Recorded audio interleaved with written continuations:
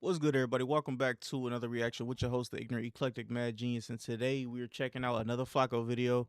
I had spoke a little bit about the autopsy video from some of the information that I got from TMZ, and there was some other videos that I was sent, but I was not able to verify them. And since I wasn't able to verify them, I wasn't gonna post them. But first and foremost, shout out to everybody on YouTube. Shout out to everybody on Facebook. Hit that like, hit that sub, tell a friend to tell a friend. Let me stop talking and let's find out some more information, man. Autopsy was just revealed, and this situation just got a whole lot more weird. Like, there's never a dull or simple day in this Nolan Wells investigation. As somebody who's been on the side of, I think Nolan Wells was murdered, I don't think he accidentally drowned, and I've been a pretty strong supporter of the family of Benjamin Crump, of Al Sharpton, and their involvement in this case. But after this press conference, I'm here to tell you, bro, I think the family needs a new spokesperson. I think Benjamin Crump is amazing, and he's great at organizing, at rallying, and at behind the scene work. But the family needs somebody who can present the information the right way. I don't think that person is Benjamin Crump at this moment in time. I think maybe he's just too far old. He don't really have it anymore. But this press conference really demonstrated why they need a new spokesperson. Preliminary report, second autopsy, death of Nolan Xavier Wells. Cause of death undetermined, pending investigation. And we'll explain that as we go through the report this morning. There were a lot of explosive things that was revealed during this press conference that really made me sit and think, this kid was murdered. That really pointed in the direction of foul play, and we'll get to those things shortly. But there was also some huge disappointments. See, the original purpose, or I feel like what everybody thought the purpose was to figure out, did Nolan Wells drown or not? Because there were rumors that, that when they found the body, it wasn't waterlogged. So a lot of people thought, if it's not waterlogged, then he was dead before he got put in the water.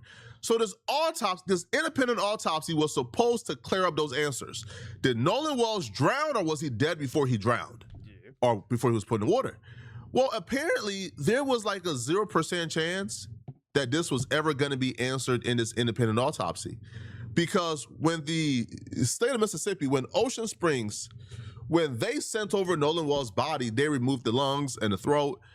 So there was no way. And allegedly they removed the brain, and a couple other things. And from one of the sources that I got that from, that she said that he wasn't a organ donor, which is wild to me.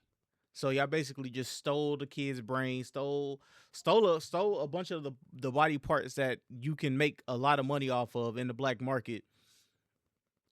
And he wasn't an organ donor?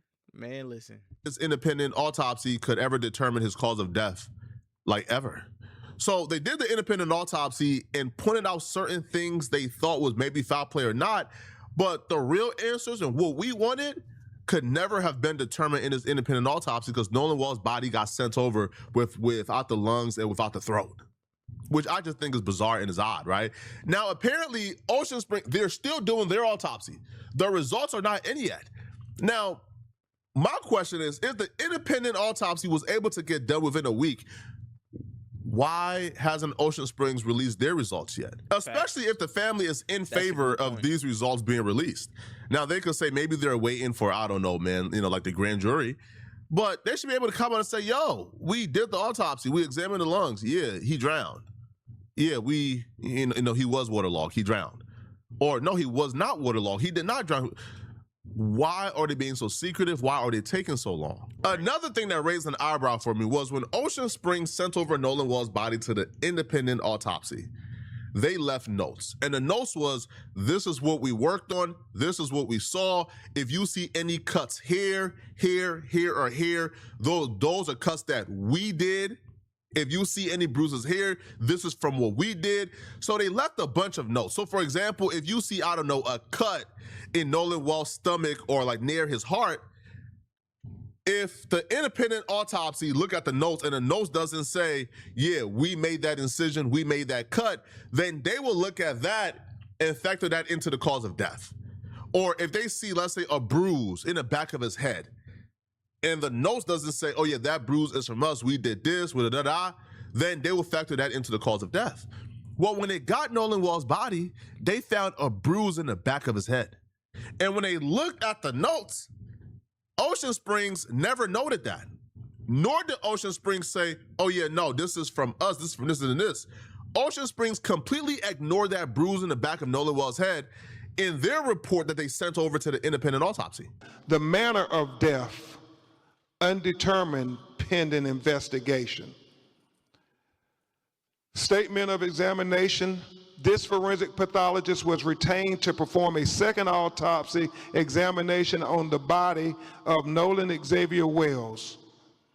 Name of decedent, Nolan Xavier Wells, age 18 years old, race black, gender male, date of death unknown.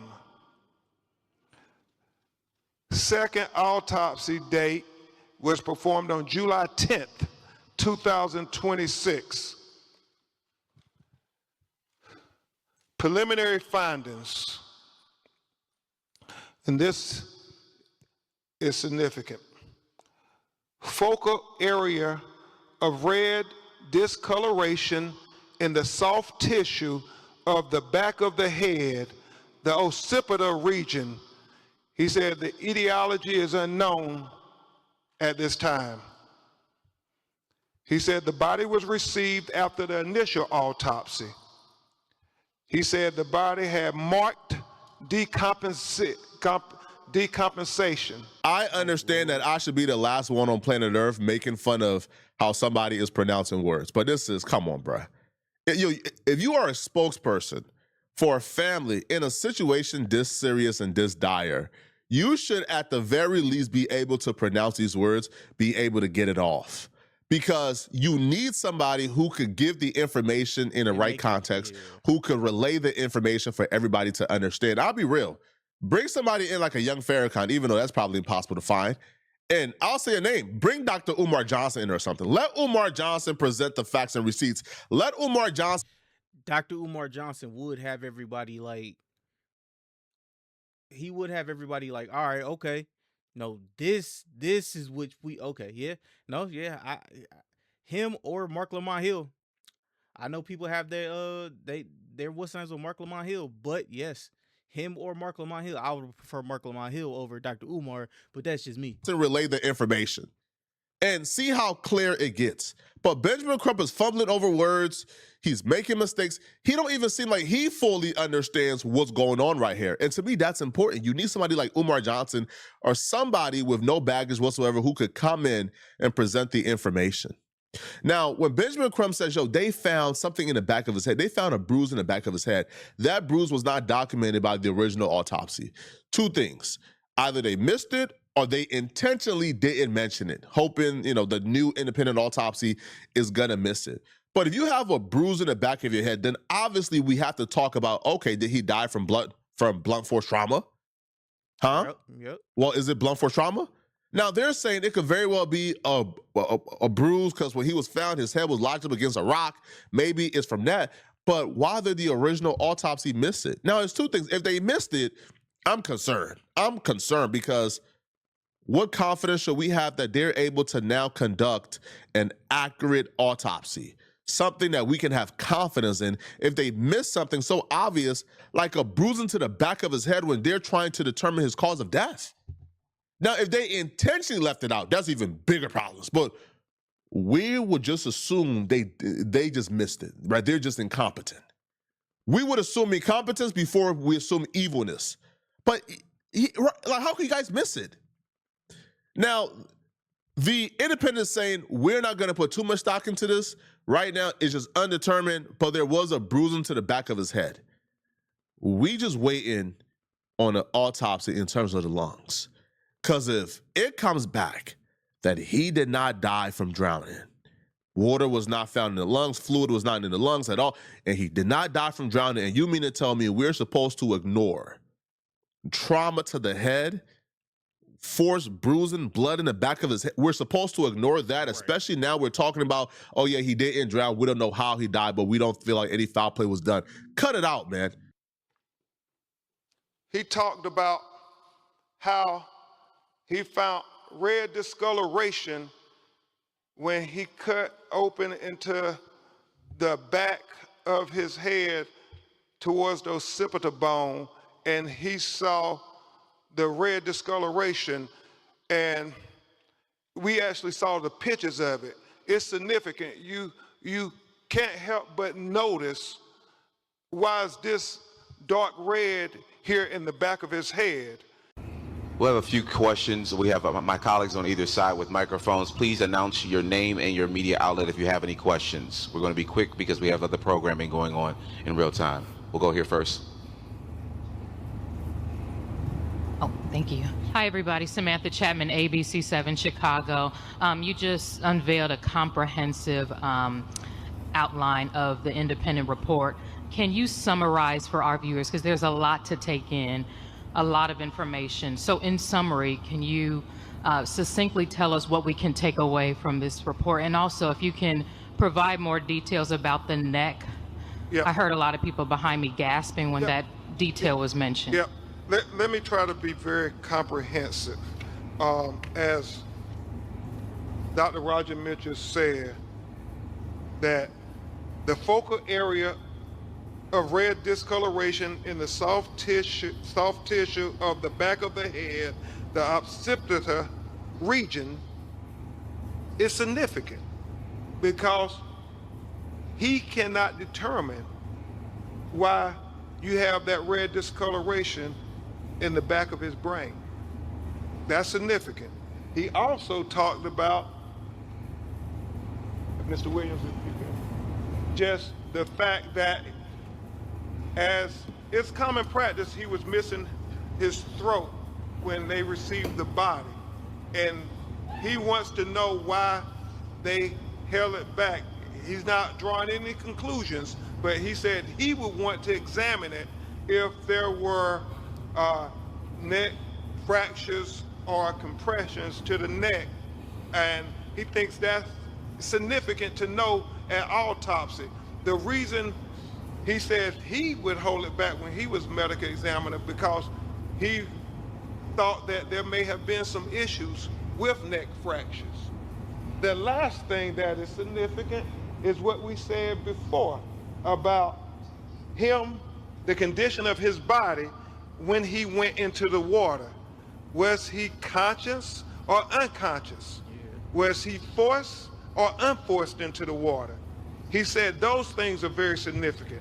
But he started off talking about this red discoloration in the back of his head is something that was of great concern to him. I was under the assumption it's common practice that maybe they needed the lungs or the throat for additional screening and they couldn't send it because they were not done with it yet. I thought maybe this was just, I don't know, right? Like routine practice, but apparently it's not. Apparently the independent autopsy is saying, hold on, like you guys had it for about a week. Y'all could have done y'all test and sent it over. Why are you guys keeping it? So the person doing the independent, they're confused as to why Ocean Springs is keeping Nolan Wells' lungs and throat. The only thing that can be used for certainty to determine his cause of death. My question is this. For all the doubters or for all the people who are saying, man, y'all blowing everything out of proportion. What's wrong with y'all? My question is this, man. At what point can these people just behave normal? At what point can we say, yo, they're just behave normal? At what point can we ask them to, hey, bruh, can y'all just do things the right way? How come every single twist and turn is always something? It's always something suspicious and sketchy and sus. Why can't y'all just be normal for once, man? They sent over the body for the autopsy. The throat and the lung is missing so they can determine the cause of death. They miss the red discoloration and bruise in the back of his head. Why can't they just do things normal for once? At what point do we say, hey, man, if every time these people are involved in something sketchy, suspicious about how they moving, then, they got to be sketchy and suspicious. That just have to be they have to be hiding something at this point. Because it doesn't make sense. They can never just do something routinely and simple. There's always some sketchy stuff being done here. Now, this is where we also have to say Benjamin Crumb has to be held accountable as well. Because during this press conference, Benjamin Crumb said something that wasn't true, that was false. Oh, really? And he was called out publicly. Now, the United Cajun Navy, the people who found Nolan's body, they fact-checked Benjamin Crump live. And this is not a good look. It's not a good look for somebody who's presented himself as honest and truthful and a truth seeker. Oh, So shit. Benjamin Crump said that when Nolan Walsh was found, he was found fully clothed. The Cajun Navy said that's just a flat-out lie. That's not true at all. So was Benjamin Crump given bad information, or did he lie?